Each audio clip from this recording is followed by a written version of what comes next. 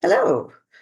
If you are planning to start your small business or you have an existing business or are self-employed, there are some essential steps that you need to take to ensure that your new venture runs as smoothly as possible.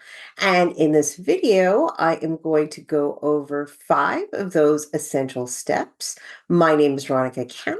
I am a CPA, a CFA, and the founder of Montreal Financial. I also have a book that might be helpful called Fast Start Your Business, where you can take a deeper dive into all of the essential steps and much more.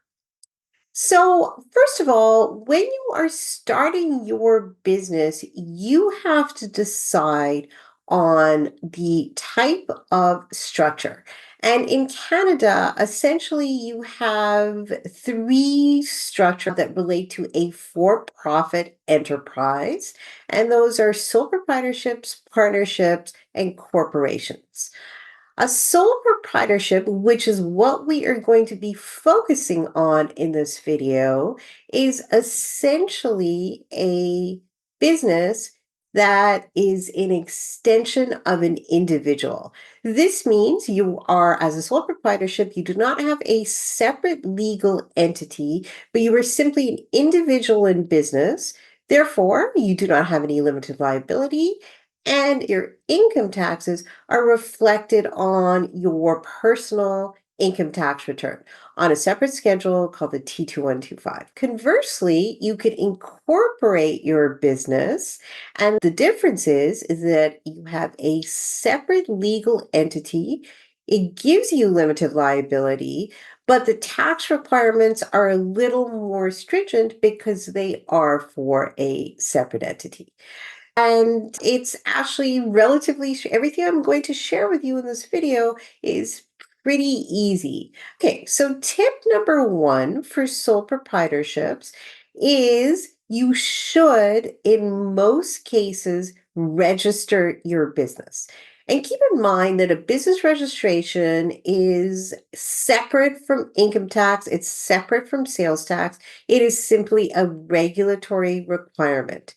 And the rule is that if you are using any name other than your first and last name, you should register your business.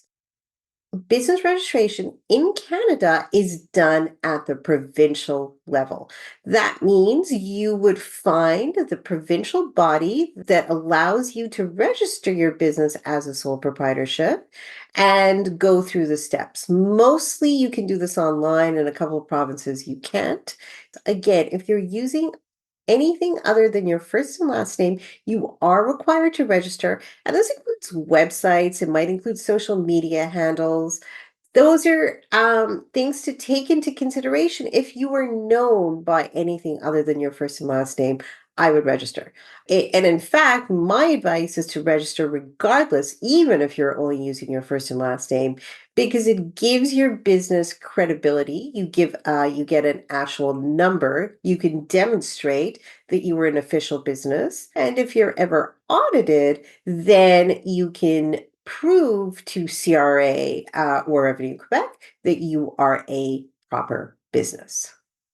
Step number 2 is to determine whether you have to register for sales taxes. And that includes GST, HST in all of Canada. And in Quebec, there is also a QST component. So the rules for the registration of GST, HST are if you have made or generated $30,000 of revenue or sales in the past 4-quarter period, then you are required to register. This means you have to do a quarterly calculation and determine if you have reached that $30,000 mark or if you're getting close to that $30,000 mark. And then make sure that you register. You can do this online.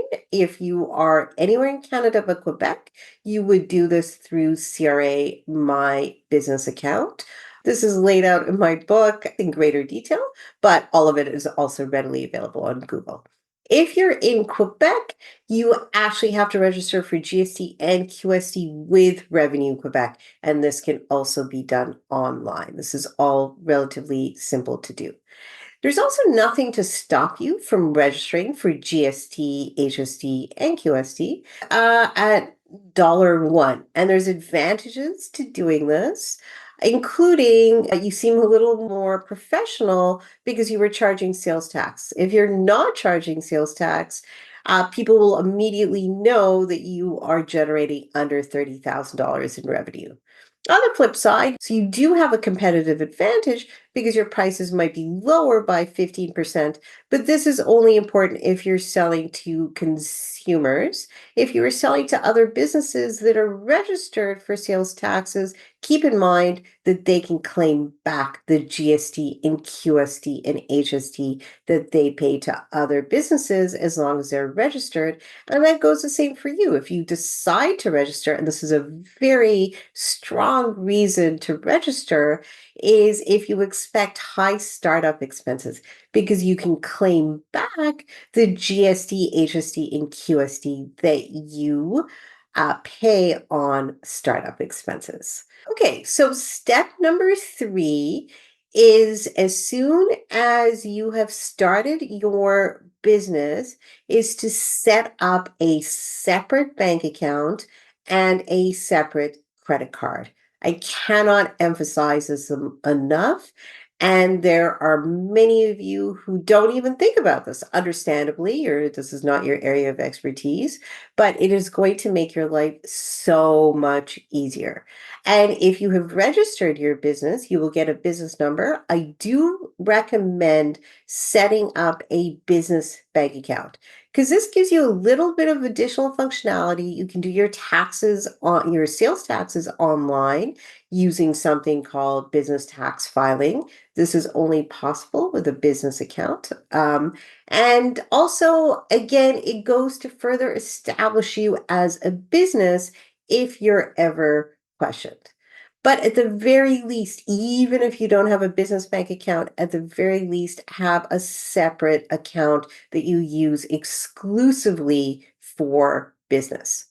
Similarly, you should set up a separate credit card for your business. It doesn't have to be a business credit card. It could just be a credit card that you're not using or that you delineate exclusively for business or all like you can have the occasional expense that the occasional charge that for personal purposes, but it for the most part, it should be as much as possible for your business.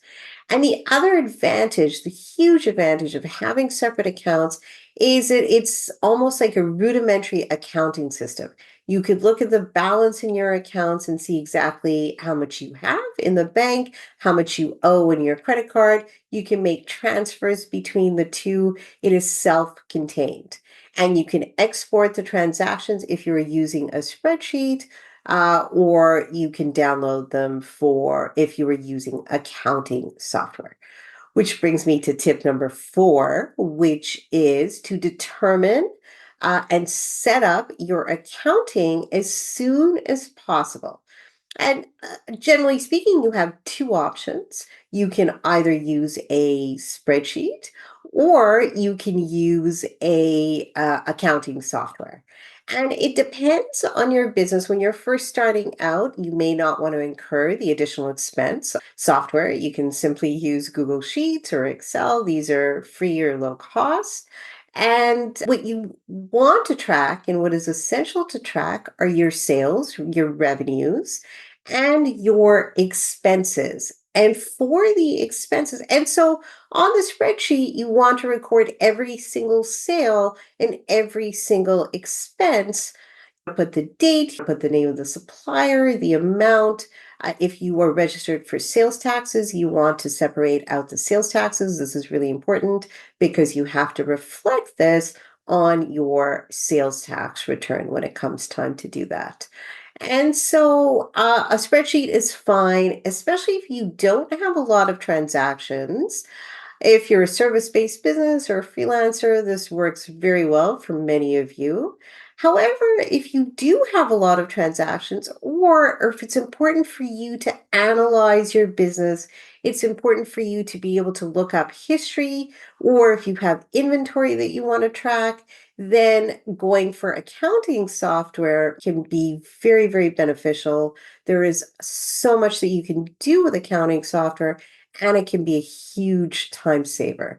Additionally, if you have separate accounts for your business, which you absolutely should, you can download your transactions. You can connect your bank accounts to your accounting software, download the transactions, and it makes the data entry significantly easier. It takes hours out of the data entry. And in fact, for some of you, you could just spend an hour or two on a monthly basis on your accounting, and you are done with accounting software.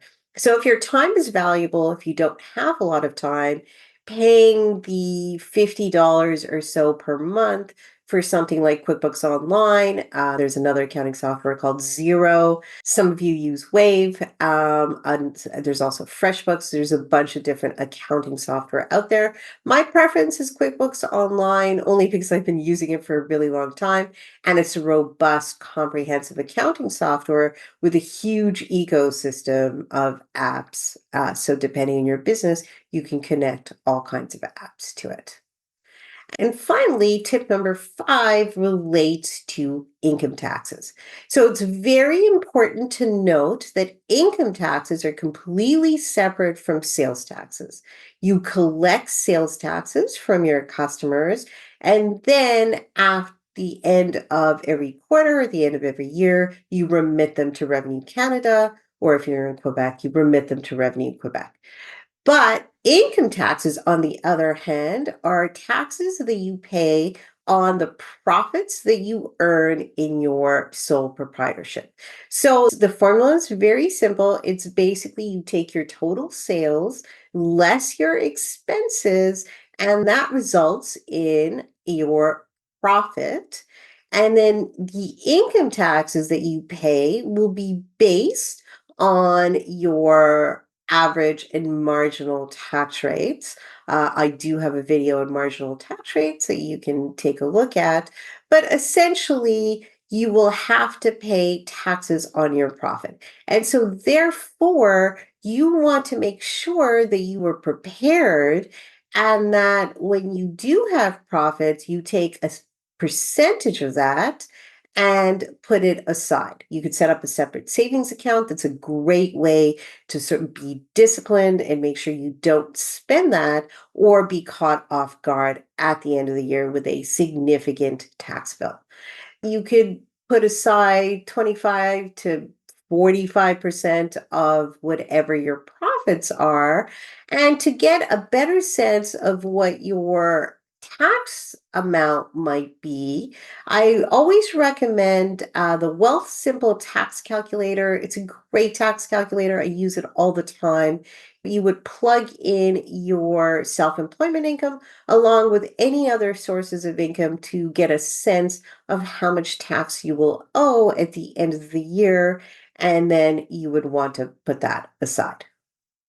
So, those are my 5 essential tips for all sole proprietors. Whether you have just started or you are relatively new, I think your business can significantly benefit from these tips. And as you have seen, they are quite simple to implement. If you have any questions, please leave a comment and I will try my best to answer it. And also, once again, if you are interested in learning more, my book, Fast Start Your Business, explores all aspects of starting your new small business. So I encourage you to take a look at it. And if you found this helpful, please like and subscribe. Have a great day.